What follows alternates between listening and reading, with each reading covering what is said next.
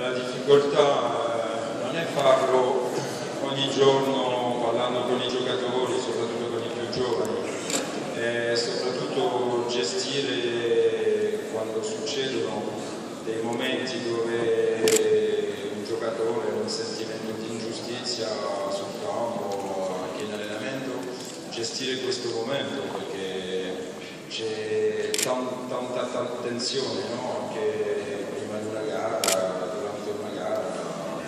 Su questo piano psicologico facciamo in modo che i più deboli, tra virgolette, i giocatori, quelli che sentono di più, non la pressione, ma questo sentimento di giustizia che dopo ti fa uscire un po' fuori testa, lavorano su questa cosa, anche con esercizi pratici.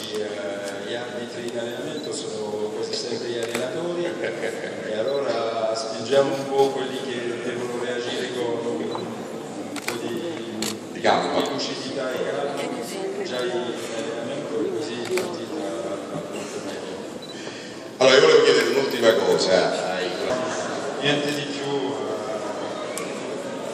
io penso che dobbiamo fare di tutto per lottare per questi atteggiamenti fuori stadio, nello stadio, prima della partita, durante la partita, dopo la partita.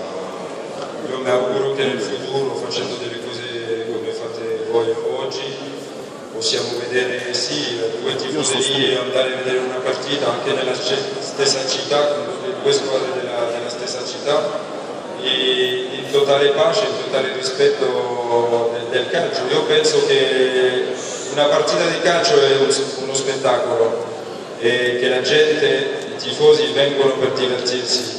Io penso che la vita in questo momento, sia in Francia sia in Italia, è già abbastanza dura nel quotidiano per ancora avere problemi durante un momento dove la gente deve più sognare e vedere un bel spettacolo e uscire dai problemi del quotidiano.